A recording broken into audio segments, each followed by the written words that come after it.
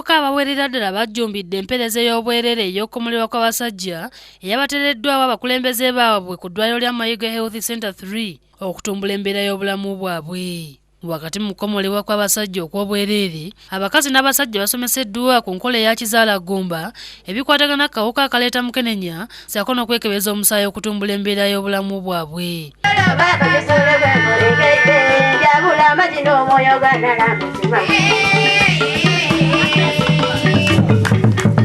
Amical Uganda Limited programa batwairemu esente abalanime ya Mayuge Town.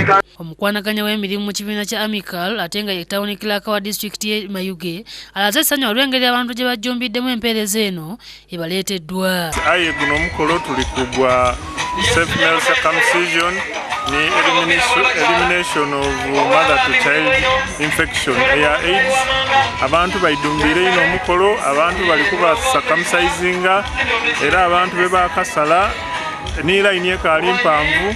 Abantu bali kulwanira bulwanira okubasala, so tuli kuidumbira abantu basobola okubasala n'abakyala bali kwekebeza omusaayi n'abaami tusobola okubeesaawo obulamu bw'abantu.